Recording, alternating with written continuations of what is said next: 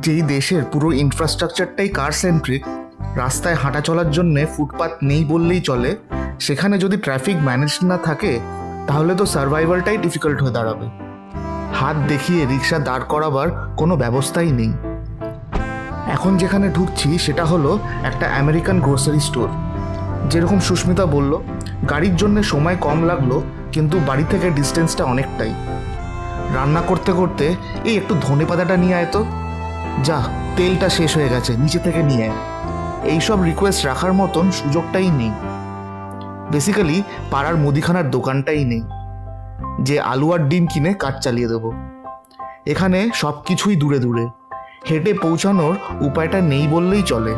আর public transport ছাড়ুন ওর কথা।